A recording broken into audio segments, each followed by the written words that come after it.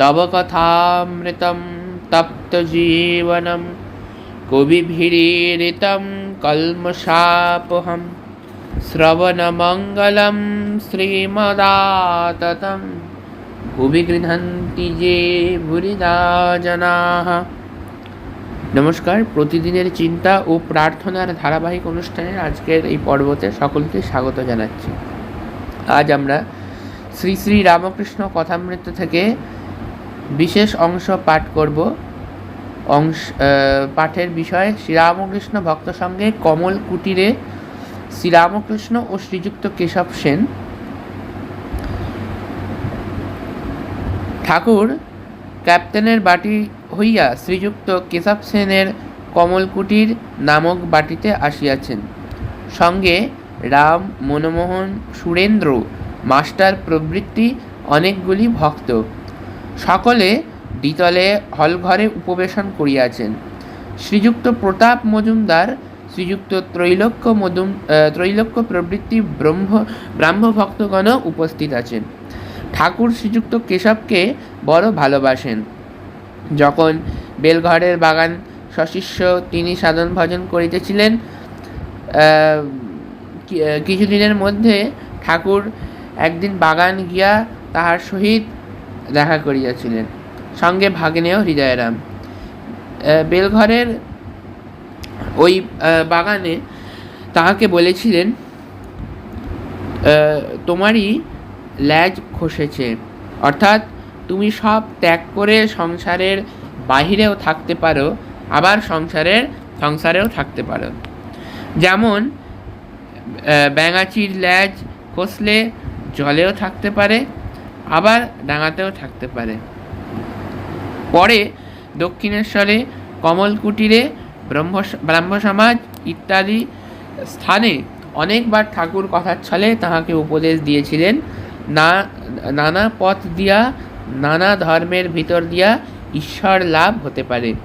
মাঝে মাঝে নির্জনে সাধন ভজন করে ভক্তি লাভ করে সংসারে থাকা যায়। জনকাদি ব্রহ্মজ্ঞান লাভ করে সংসারে ছিলেন। ব্যাকুল হয়ে তাকে ডাকতে হয়, তবে তিনি দেখা দেন। তোমরা যা করো নিরাকার সাধন, সে খুব ভালো। ব্রহ্মজ্ঞান হলে ঠিক বোধ হবে। ঈশ্বর সত্য আর সব অনিত্য, ব্রহ্ম সত্য, জগৎ মিথ্যা। সনাতন হিন্দু ধর্মে সাকার নিরাকার দুই সমান। নানাভাবে ঈশ্বরের পূজা করে শান্ত, দাস্য, সাক্ষ্য, বাৎসল্য, মধুর, রোশন চৌকিওয়ালারা একজন শুধু পোঁ ধরে বাজায়, অথচ তার বাঁশির 7 ফোঁকর আছে, কিন্তু আর একজন তারও 7 ফোঁকর আছে, সে নানা রাগিনী বাজায়। তোমরা সাকার মানো না, তাতে কিছু ক্ষতি নেই। নিরাকারে নিষ্ঠা থাকলেই হলো। তবে সাকারাদিদের টানটুকু নেবে। মা বলে, তাকে ডাকলে ভক্তি প্রেম আরও বাড়বে। ঠাকুর বলতেন যে যাদের সাকারে বিশ্বাস তারা সাকারকে মানবে, কিন্তু নিরাকারকে অশ্রদ্ধা করবে না। নিরাকার মানো না বলে নিরাকারকে কোনোদিন কটু কথা বলবে না, বা নিরাকারদের অশ্রদ্ধা করবে না, আবার তার বিপরীত একই। সবসময় সবাইকে যেন ঠাকুর বলতেন যে যেটা নিজে মানবে তার বিপরীতকে কোনোদিন অশ্রদ্ধা করবে না, কারণ উভয়তেই ভগবান রয়েছে। আমি যদি নিজেরটা মেনে অপরেরটাকে অশ্রদ্ধা করে কিছু কথা বলি, তাহলে সেই ঘুরে ফিরে আমাদের ঈশ্বরকেই, আমরা যাকে মানি তাকেই কটু কথা বলা হচ্ছে।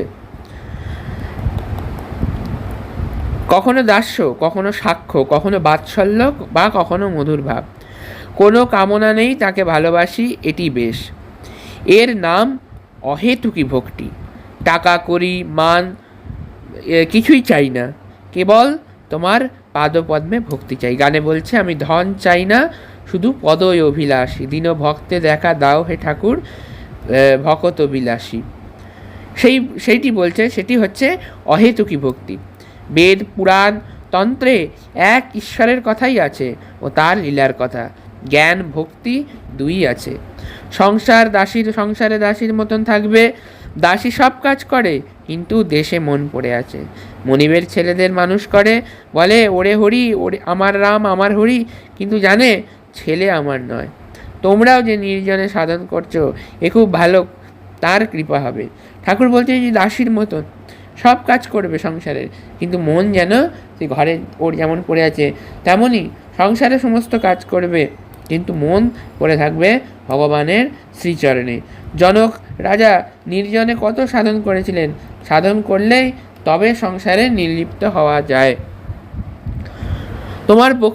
তোমরা বক্তৃতা দাও সকলের উপকারের জন্য, কিন্তু ঈশ্বর লাভ করে, ঈশ্বর দর্শন করে বক্তৃতা দিলে উপকার হয়। তার আদেশ না পেয়ে লোকশিক্ষা দিলে উপকার হয় না। ঈশ্বর লাভ না করলে তার আদেশ পাওয়া যায় না। ঈশ্বর লাভ যে হয়েছে তার লক্ষণ আছে। বালকবৎ, উড়বৎ, উন্মাদবৎ, পিশাচবৎ হয়ে যায়, যেমন শুকদেবাদি। চৈতন্যদেব কেবল বালকবৎ, কখনো উন্মাদের ন্যায় নৃত্য করতেন, হাসে কাঁদে নাচে গায়। পুরীধামে যখন ছিলেন তখন অনেক সময় জ্বর সমাধিতেও থাকতেন। এইরূপ নানা স্থানে শ্রীযুক্ত কেশবচন্দ্র সেনকে ঠাকুর কথাচ্ছলে নানা উপদেশ দিয়েছিলেন। বেলঘরের বাগানে প্রথম দর্শনের পর কেশব এক রবিবার মীরার সংবাদপত্রে লিখিয়াছিলেন, আমরা অল্পদিন হইলে দক্ষিণেশ্বরে পরমহংস শ্রীরামকৃষ্ণকে বেলঘরের বাগানে দর্শন করিয়াছি। তাহার গভীরতা, অন্তর্দৃষ্টি, বালক স্বভাব দেখিয়া আমরা মুগ্ধ হইয়াছি। তিনি শান্ত স্বভাব, কোমল প্রকৃতি, আর দেখিলে বোধ হয় সর্বদা যোগেতে আছেন। এখন আমাদের বোধ হইতেছে যে হিন্দু ধর্মের গভীরতম প্রদেশ অনুসন্ধান করিলে কত সৌন্দর্য, সত্য ও সাধুতা দেখিতে পাওয়া যায়। তা না হইলে পরমহংসের ন্যায় ঈশ্বরীয়ভাবে ভাবিতে যোগী পুরুষ কিরূপ দেখা যাইতেছে।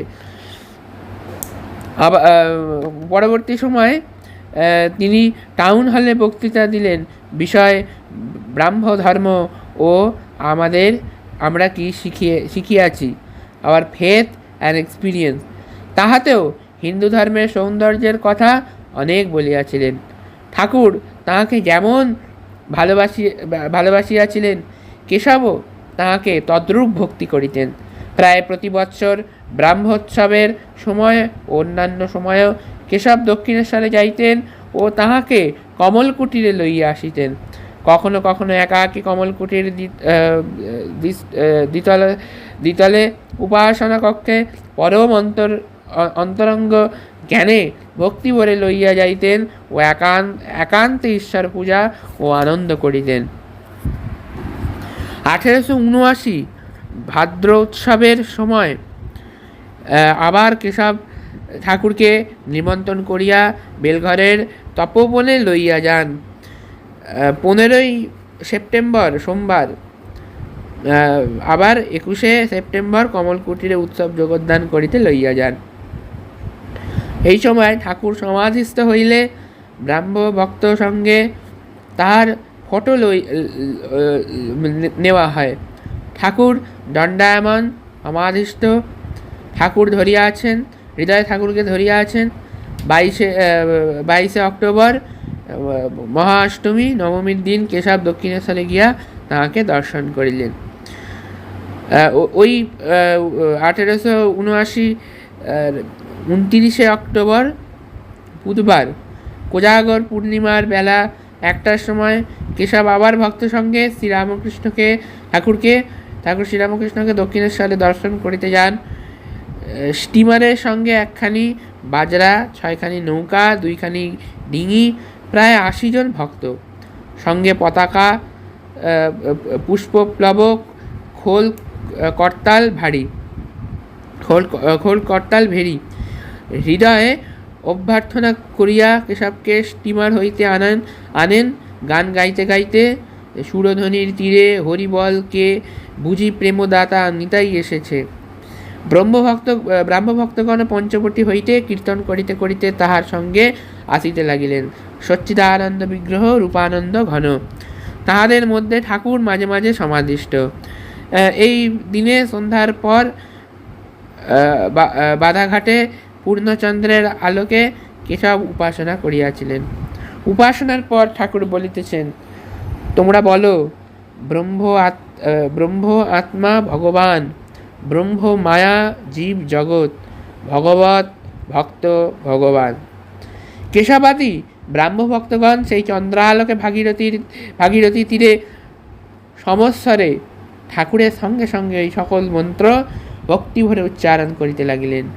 ঠাকুর আবার যখন বললেন, বলো গুরু কৃষ্ণ বৈষ্ণব, তখন কেশব আনন্দে হাসিতে হাসিতে বলিতেছেন, মহাশয়, এখনো এত দূর নয়।